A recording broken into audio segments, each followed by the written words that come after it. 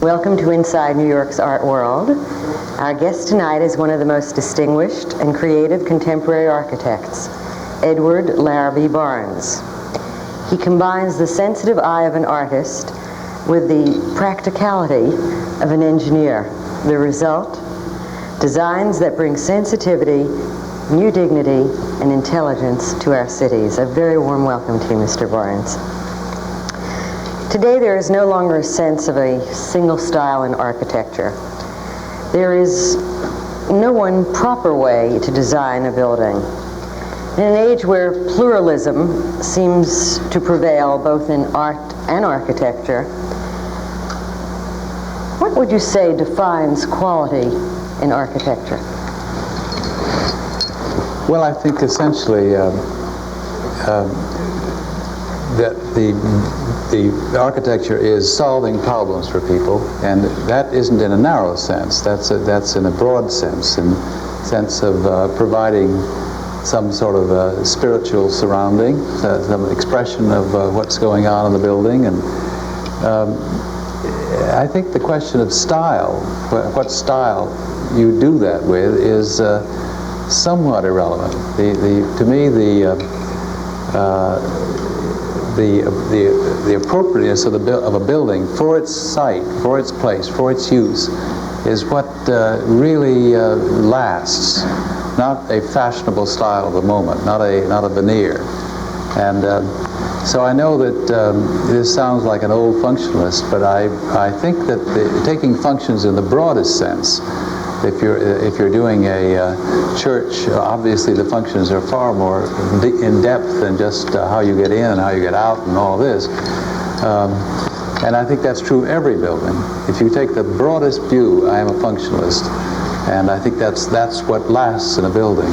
The world of art concerns you almost as much as the world of architecture, and it has manifested itself in such diverse places as your designs for the Walker Art Center in Minneapolis, the Scaife Gallery, which is an addition to the Carnegie Institute in Pittsburgh, the Marlborough Gallery in New York, the Wichita Art Museum in Kansas, the Fine Arts and Indian Museum in Santa Fe, the Fort Lauderdale Museum of the Arts in Florida, the Dallas Museum of Fine Arts in Texas.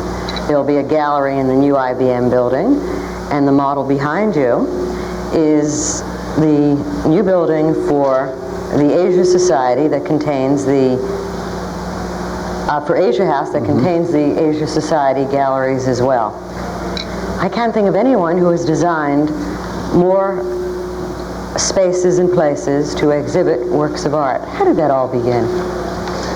Oh, well, it all began with the job at Walker, the Walker Art Center in Minneapolis, which was just a marvelous job. Well, Minneapolis has two museums. One of them is very establishment, and the trustees there tend to be over 60, maybe over 50. The trustees of Walker were all of them in their late 30s and early 40s, and the kinds of shows they had there were very experimental shows. What's the response of artists to that design?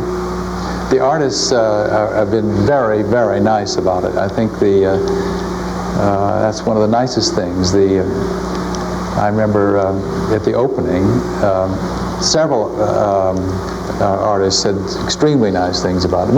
There's too many museums, if you think about it, like the Guggenheim, which they upstage the art entirely. It is extremely hard to put one show in the Guggenheim that looks different from the last show, and it's very difficult to ever forget the architecture. The problem is then, what is that architecture if it's anonymous?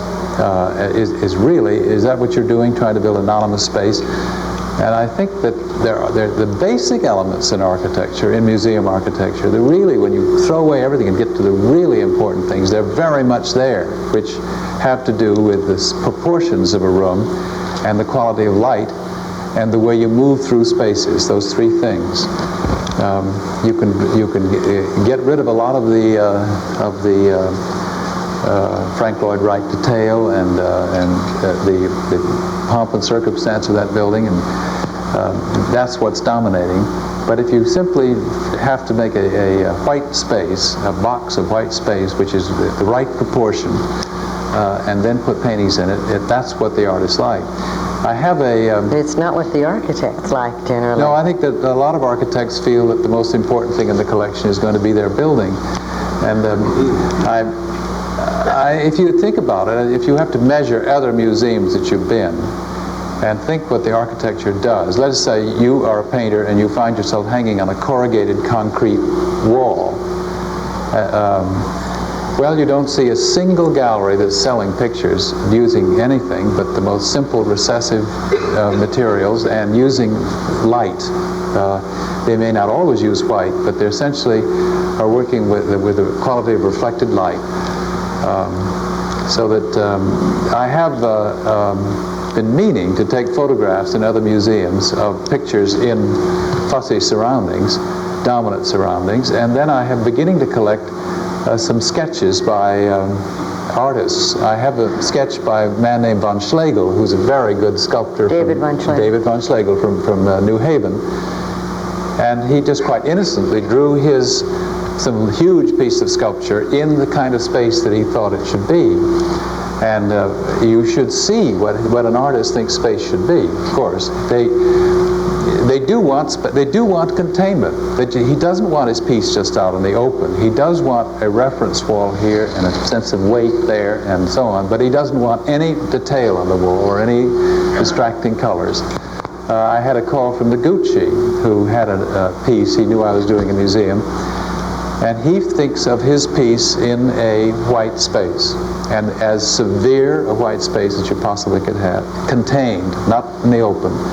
And is extremely interested in working on a museum, the one in Dallas now, on trying to make a exact relationship between a well-proportioned space and the piece. So how would you describe your chief consideration in designing museum space? Well, those three things I think are important. I usually start with flow. I think that's more important than form. I think you can learn a lot from Disneyland about flow and the so-called storyline and the architecture as a sequential experience and all of that. And with all that pop and the plastic down there, they do care about what happens to you. They do manipulate you. You do have a sense of entrance, a sense of being carried along and taken through, and the experience has a time sequence. And architects should think about that. That when people go into a museum, that it's going to be a time sequence experience. I think that's where I always start, is that what happens to you, and not necessarily always the same, but what is the experience from one space to the other? I think that natural light is the best way to view art, and how do you accomplish that in a formal museum setting?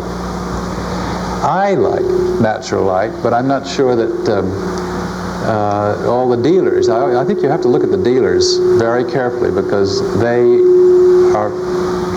really have to move pictures and sell them. And almost without exception, dealers and galleries, commercial galleries, use incandescent light, which tends to bring the total focus on the art and not on the space. It really makes it very dramatic. It's like highlighting something. But I think there are ways to do that with daylight, and we have tried it. There are some the old European museum had glass ceilings, so that when you came into a room, the most brilliant thing was the ceiling, and then the wall would be far less bright. The ceiling is the source of light. You see the source of light. What we have been doing is admitting the daylight on the wall in a cove, so that it slashes the wall. So the most brilliant thing is the wall, and that's quite an extraordinary effect. You can wash the wall with daylight without seeing where it's come from, and very much the way you would with incandescent light. And the picture I recall most vividly that I know is better in daylight is a Monet Water Lilies in Pittsburgh. And it's a very impressive picture, a pointillist sort of a picture with pinks and oranges, and then there are blues and purples in the water. I was there one day when it was a clear day with blowing cumulus clouds outside, And for one moment, the gallery was yellow sun with yellow light, and then it would change to this blue light when the sun went out of the cloud. And what would happen is, as you sat and watched it, that the blue dots would come right at you, and when the sun went under a cloud, and then would go away, and the yellow light would come, and all the other end of the spectrum would come at you. And I asked the man, you probably know his name, who did the Monet show at the Metropolitan, what he thought about daylight on Monet and this question of changing. And he said at least that's one thing we can agree on, that for Impressionist painting you couldn't have anything better than changing light. What do you see, firstly, as the relationship between art and architecture, and secondly, the future of that collaboration? I think that the sighting of the art is terribly important. The exact piece for the right place. And that's an experience that you don't get it too often. I think we're accustomed to seeing art sort of strewn around, especially with all these new programs. And I think the discerning eye, the thing that we should be looking for, is the right thing in the right place. And sometimes it's very rough. In our museum in Texas, for example, there are people who are back of this museum who feel that all the art ought to be right out in the street where people can see it.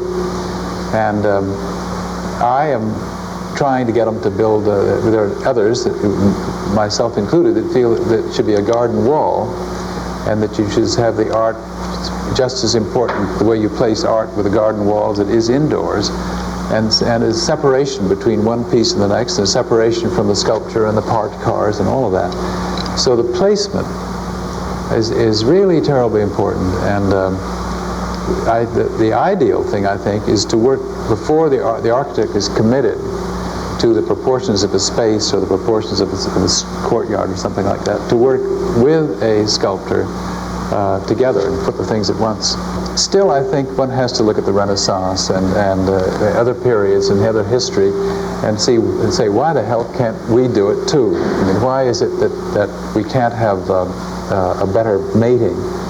How should we be doing it? What is or should be the future of that collaboration? I think my particular style is very, very simple. That doesn't mean that I don't think it would be extremely interesting to see, as the new generations of architects come along, to see them becoming more decorative in a poetic way. I think that there is a way to simply not build simple volumetric architecture, modern architecture. There is a way to be decorative. Too often, it does look like a fad, and it doesn't look very, very deep. But I think that architects will be thinking of that. But the question of collaboration, what we're talking about, is even more important. Actually, in the case of von Schlegel, I'm working on him in the one we were talking about before, on an open space in Indianapolis, where the placement of his three pieces very much relate to the buildings and very much relate to the landscaping and to the terracing around it. And there's a kind of a back and forth in which he is adjusting his things and the space is adjusting, and it's perfectly clear. It is so clear that he understands that the dynamics of paths and movement, but doesn't know quite what to do about it. And I know that somehow the best would be to have the way these pylons stand related exactly to the way people move through, like a Giacometti, and the relationship between figures in these pylons is terribly important, which relates to movement. But and he respects that, but he gets very rigid sometimes, and so.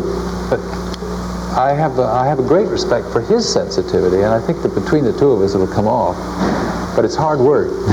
You mentioned before that sighting was very important.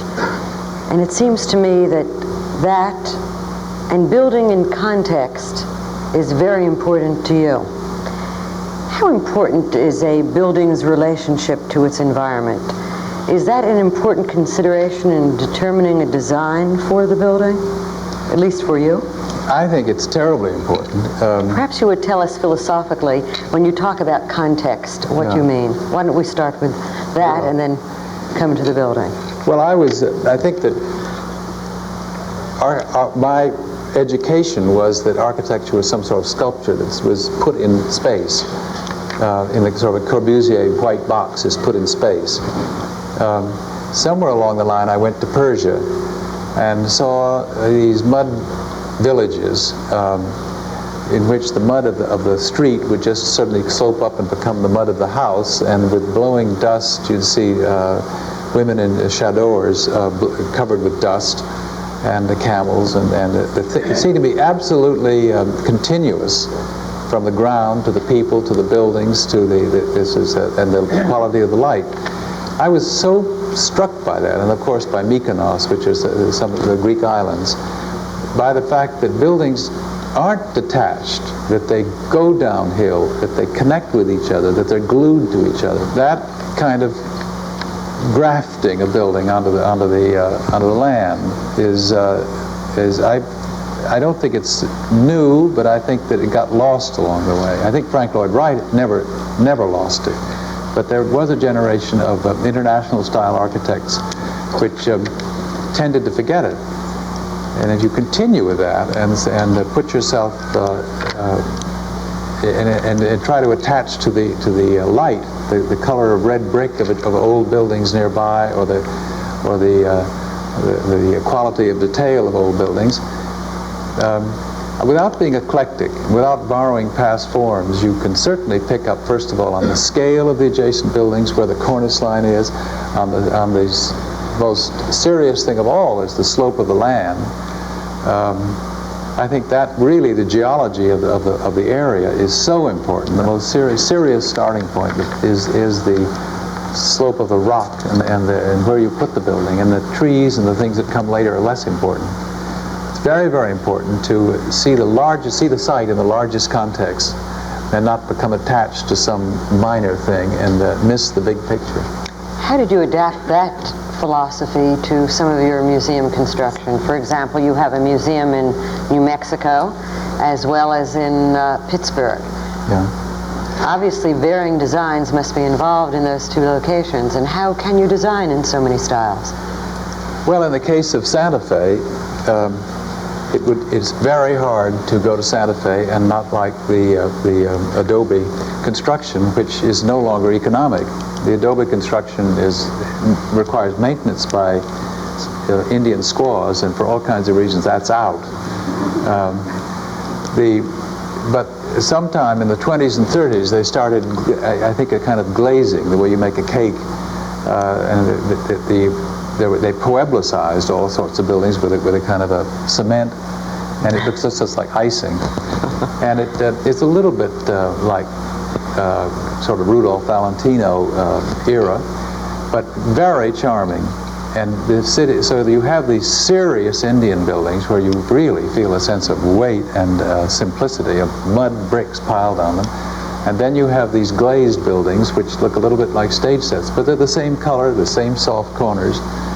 And now I'm moving in on this, and I haven't yet decided how to get with it, because clearly the great charm of Santa Fe is that there's no high-rise yet, and there's very little that breaks this somewhat romanticized Pueblo architecture. Do you use a classical Indian shape for the design of the building? The building itself, as I said, starts with on very functional grounds. It will have a Pueblo and Navajo collection, and the Pueblo will be shown in a kiva-like round shape, soft round shape. Pueblo culture was a home-loving, agrarian, introverted, family-oriented, still very secure, much more secure than we are, farming community. And the Navajos are a transient, nomadic. They've always been nomads. They always have been wandering from one place to the other. They will be on the outside of this circle, and there they will ricochet, if you will, around this circle against hard forms, and you will never feel settled. In the Navajo show, you will have a sense of movement, and actually when they have the exile and they're all beaten up on and go down to Mexico, the space will compress and get dark and open up again. So that the Navajo the character of the Navajo space that you go through will be somewhat unsettling, and somewhat you will have to keep moving, and you will continually get odd angles. The character of the, and they are definitely a centripetal. Is that the word, centrifugal, as opposed to the Pueblo society, which is inward looking. So there you have a case. I take that as functional, that the architecture is, when you say functional, you go way beyond door swings and planning bathrooms and things like that. The architecture has to be responsive to the very philosophy of these two cultures. Let us turn to the character of the space that you have created for New York. Your new design for the IBM building rejects the international style, the glass box design that we see all over Manhattan. How did you arrive at this 5-sided, 603-foot high, green-gray, polished granite tower? Perhaps you should tell us what the central theme of the whole design is. You were kind enough to bring a model. And can we move it a bit forward? Well, this is a very early model with no detail, and the base isn't right and so on, but it does show you this prismatic form. Shows it to us in context. In context with the other buildings around. On 57th Street and Madison Avenue. Yeah. Now, how did you arrive at the prism shape? And would it be correct to say that in this 5-sided building, from every angle, you really see a different shaped building? Yes, that's what I hope, that as you rotate round this, sometimes you will see something which is somewhat in keeping with the older buildings, just the end, and sometimes you'll see a slab, and sometimes you'll see a block, and it will change, as opposed to simple rectangular buildings which don't do that. So it has that, certain forms have that quality of changing in light, especially as you move around them. The problem, it's a problem of change of scale in cities. It's a very, very tough one, and it's interesting to have to take that up right after talking about continuity. As far as I'm concerned, I don't particularly, I wouldn't change scale, but one has to change scale. And if you think of Trinity Church standing at the end of Wall Street, and you think that's clashing, and then you think that Wall Street is to the World Trade Building exactly in the same. And if you look here, you'll see side streets which are brownstones, and you'll see buildings of the 20s and 30s which are at this height, and then you'll see the new leap in scale which is going to take place all around here. How does the IBM building relate to the gridiron of the city? On this plan here, that's 57. This is Madison, that's 56. And we decided not to set the building back the way they do on 6th Avenue, but to put it on the sidewalk. This isn't just my idea, this is a new perception of keeping the street life alive, to have put in retail. I think you all know that putting in banks and airline ticket offices and empty plazas are out. And the City Planning Commission and all of the enlightened planners and so on realize that New York has to have active street life, which means restaurants and bookstores and that certain kind of retail. This building then is packed right up against 57th and right up against Madison, with retail here and retail there, active retail, and the central lobby for the elevators. You enter on a diagonal and you go through the building. The park, which would ever since Seagram's have been on the street, sort of cauterizing the avenue as you're walking along. I mean, sort of blanking it out as far as continuity of retail, is in back. And there is a pedestrian arcade through the block. This is a glass-covered park with magnolia trees in it, and open-up arcade through Bonwit to 5th Avenue. So does that correspond to this glass greenhouse? So it is actually a park that you have put under glass and indoors. How can those magnolia trees, those beautiful, how tall are they? 45 feet, we hope, we think. How will they survive and flourish in that indoor park?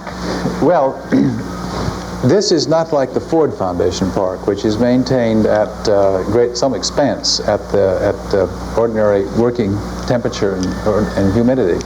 This is the air that's heats this and cools it is the air that you're required by law to throw away. A certain amount of air you have to throw out by law for fresh air makeup. The codes require the architect to pump in fresh air and pump out a certain amount of air just to guarantee that it's fresh. We take the air that's being pumped out and dump it into the greenhouse park. And we are told with very little addition that will keep it at a halfway climate, and the climate being never below 40 and never over 90 or 92. And that is so that's a halfway climate. It may be forbidding out on the street, very hot or very cold, and this of course is like all buildings, is absolutely stabilized, but this is a halfway thing that drifts up and down. We then talked to our friends at the Botanical Garden about, got a weather map of the United States, and found on the map what matched that cycling, and it turns out to be Williamsburg and Virginia. And so we believe we can grow magnolias and anything else. And that's how you arrived at magnolias as a selection, what would flourish best in that climate. Yeah. That indoor park, in spite of the fact it is a private office building, really is a public plaza and a public space. How do you propose for the public to use that space? The city allowed IBM to build about 6 extra floors. There is a architect designing an as-of-right building can build a building without even talking to the City Planning Commission or doing anything. But if you But no architect worth his salt would build an as-of-right building, let alone on a site like that. And nowadays, these bonuses are pretty attractive to the owners. The bonus, if you do something for the public, like provide a greenhouse park or a plaza or fountains or so many benches or very especially an arcade going through, you're allowed to build more bulk. It also means that IBM has to keep that park open until 12:30 at night and has to police it, maintain it, clean it, scrub it, so it's just like Paley Park. And the public has an amenity, half an acre, maintained not by the taxpayers, maintained by IBM, and IBM has the extra floors. And this is a pattern which is being used in other cities. I think New York is as advanced as any in this way of having intelligent bonuses. Sometimes I think you think it may be a bit too advanced, that sometimes the bonus that a builder likes, the architect might not totally approve of. How much of a building's design is designed really by zoning laws rather than by architects? That's that's a question I think is terribly interesting. A lot is filling out the zoning envelope. A lot of it. In fact, if you look at New York, you can historically see the zoning envelope change from the setback envelope. You realize those setback buildings are done because there's what's called a sky exposure plane. You're not allowed in that day to build so high that you'd cast a shadow in the street. And at a certain angle, you could build up, and then you built as much as you could at that angle. The angle changed on the avenues to the streets so that you can actually, some buildings you can see it sloping differently on the avenues and on the streets and on the corner and so on. If you had the zoning laws, you could look up there and see exactly who designed it. The same is true of our building. We're allowed to cover 40% of the lot, and this building covers 39.99 or something like that. And we're allowed a certain bulk if we provide these bonuses, and this building provides that bulk and those floors. We can change the shape. You can squeeze it this way and make it higher, or you can manipulate with it. But how much flexibility do you have in that design? How much flexibility do you have within that? Well, you don't have too much when you think about it. You can't cover any more ground. I could make a different shape. I could have that much floor space, a rectangle or a square. Did you consider a shape other than the prism? Oh yes, lots of space. But this one did what I was telling you I wanted to do, was to strengthen the retail on those two streets and to create a mid-block park facing south. But I think that one tends to think that because it's a big building that you're designing a cathedral with all of the freedom and artistic freedom, but you really are working with a kind of a warehouse for people. And I liken it more to the dock buildings in Amsterdam and that kind of thing. Or the loft buildings in Lowell, Massachusetts. It's a very simple building form, repetitive bays, and it's a working form. And in the hierarchy of city structures, perhaps it's too bad we don't have churches. I believe that if you said certain buildings should be conspicuous, that they should be the spiritual ones. And I have mixed emotions about the validity of all office buildings attempting to competitively outdo the other, as opposed to a very handsome zoning law which forms the city. I think a great deal of what's great about New York is the zoning controls, as opposed to Dallas and Houston, which is absolutely out of control. Do they look very much different than New York? Oh, it's just missing teeth all over, and any building is doing anything and so on. The thing that I feel about New York are these marvelous streets, the volume of the street. Well, very much in the European... Yeah, the shape of the streets. Well, if you tell us that zoning law is influential in shaping the city, does our zoning law make sense as it is written now? Well, tell us this is going to be happening all over town. Yeah, this has been, we had a recession, and this is one of the first buildings after the recession. There are going to be more, and this zoning law, which is producing this kind of bonus and this kind of bulk, is going to be tested. If everybody uses it, I think the city is going to be overbuilt. There is a simple formula which you can observe, that you should have high buildings on the avenues, which are wide streets, and low buildings on the streets, the side streets. Now that simple formula doesn't apply. There have been too many exceptions made. But imagine if that did apply. If just by zoning you could say all of the buildings on the avenues going north and south can be high, and the streets, which are narrow and slow and more pedestrian, dip down to the old scale, that the city as a whole would have a kind of a pattern, a kind of form. I think the problem with zoning is now this is new, and a great many exceptions are being made. There were exceptions made to get building going after the recession, and A. Louise Huxtable and other people are commenting on it, and I think the Planning Commission has got to take a good hard look to see if the zoning laws shouldn't be tightened. How would you zone the city? Well, I suppose an architect would not have the same problems. You could just push a button. I would like to try what I just said, to define the avenues and make the streets small, and stop mid-block building and keep the building on the avenues. The trouble with going backwards is that the fellow who owns land on the street right now perhaps has a right to build a big building, and when you say this architect wants to make all the streets low, you're depriving him of rent up in the sky and the value of his property. You're probably depriving the city of taxes, because they're taxed the potential of the property. So it's very difficult to ever go backwards in zoning. It's very difficult to get back what you've given away, and that's, I think, is extremely difficult, because you're taking value away when you make an exception that somebody can build more than 40% of a lot, and that has been made, the next person's going to come along and say, I want it too. And that's what frightens me about the current situation. Some buttons were pushed, particularly in the design stages of the IBM building, as well it should have been. You all make the claim that this will be the most energy efficient of modern office buildings. And as most claims are, this one is based, as contrasted to most claims, this one is based on some very profound research.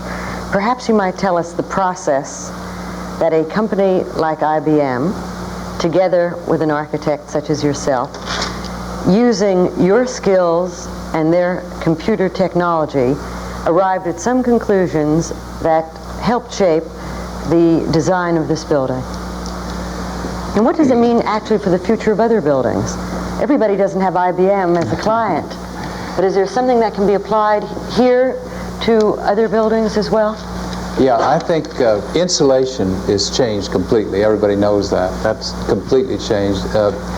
Aesthetically, it means that thermopane, that is double glass, is in, and aesthetically that means that the panes can only be so big.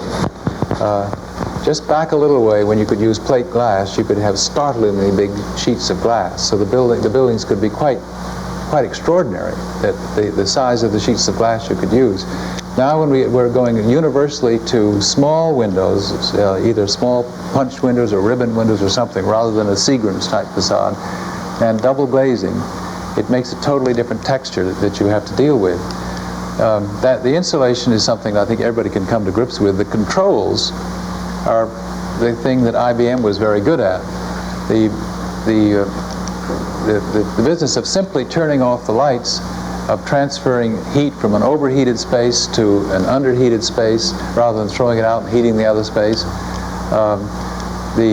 Simply getting all you can out of the heating plant, not just overheating spaces and throwing the heat out, or in some cases, in the old days, people would cool the air, deliver it somewhere, and then heat it up in the room. First cool it and then heat it again. Ridiculous procedures. And all of these have been pretty much in the industry dropped. IBM, when it comes to controls, is probably way in the front. Did you use computer models in the design stage? Yes. All the engineers now design by computer. How does that work? I'm not sure I know. I know that in the case of structural engineering, they can... Do you analyze the combination of design features in some way to see how they work in that site? I don't see how you use it for anything inexact or intuitive like design. It means this availability of the computer in structural engineering means things are so precise that we're designing absolutely close to the safety factor, so that all of these buildings are becoming limber.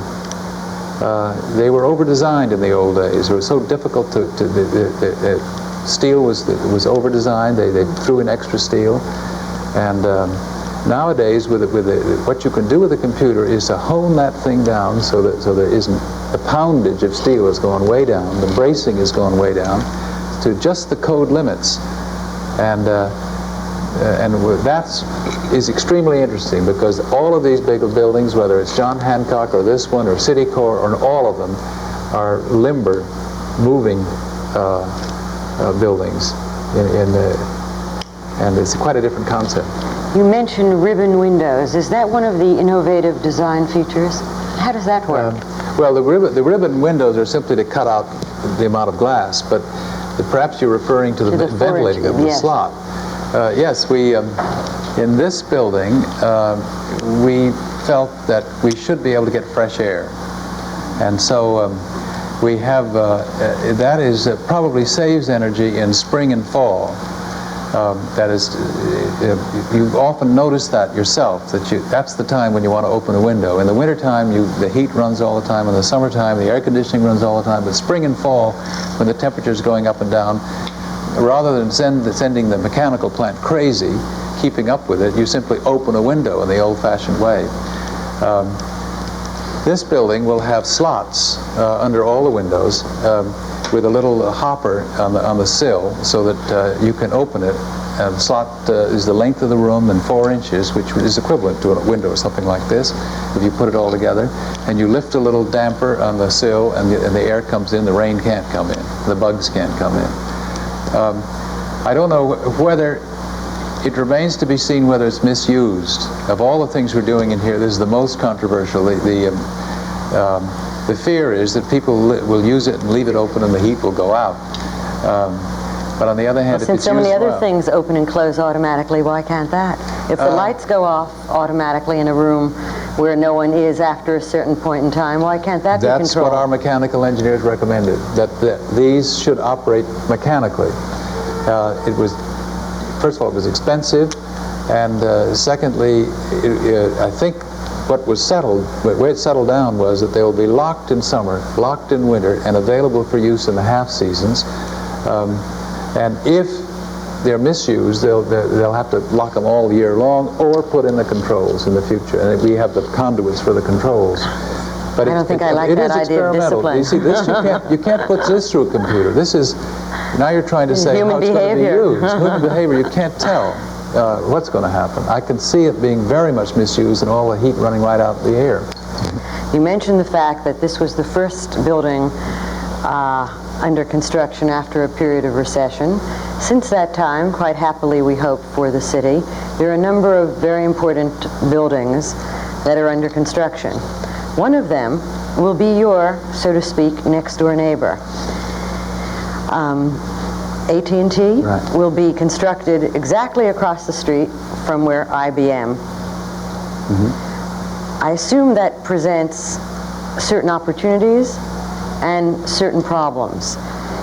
Is there any coordination on the ground plane and any other part of the street? Because it seems to me that it's a unique opportunity on one of the most significant streets, in surely the most significant city in the world at this point in time, to go beyond making architectural statements.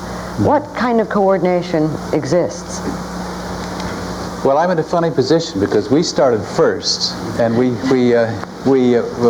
spent a great deal of time working with Bonwitz, and at this site, which is That now is a funny position. AT&T site, was to be a hotel, and I spent a great deal of time working with the hotel people and their architects. In fact, we thought of having a block party almost to get all together.